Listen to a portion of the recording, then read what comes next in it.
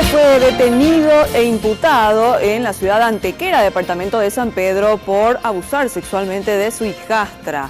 Esta joven de 15 años solamente resultó embarazada por segunda vez inclusive. Fue la madre la que denunció el hecho y dijo que no sabía que su hija estaba siendo abusada sistemáticamente. Jazmín, te escuchamos.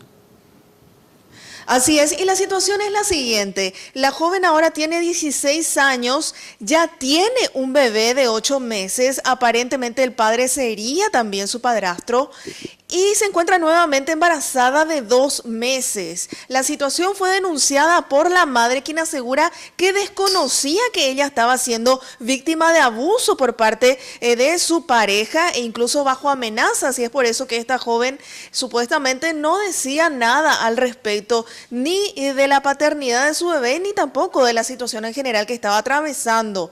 Esto es parte de lo que mencionaba la mujer que denunció a su pareja por el abuso a su hija. 16 años y cogen 10, 16 años pues siempre, bueno, 6 años me he hecho la bajo garrota y en 10, pido y peso vieja, pero pido constantemente se maltrata yo porque la cuestión era otra cosa y eso se la pillai, la igual a la hora que muy de familia subí. 6 areco, 5 la invertía, mala con a la se vientre por 2 meses. Se han pecuñado ahí.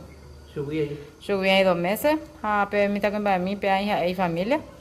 O sea, prácticamente ambos de Guazú subí. Y el fiscal Jorge López Lorman ya ordenó la detención del supuesto autor de los abusos. También ordenó una pericia psicológica para esta joven adolescente y no descarta más adelante también investigar a la madre por omisión del deber del cuidado.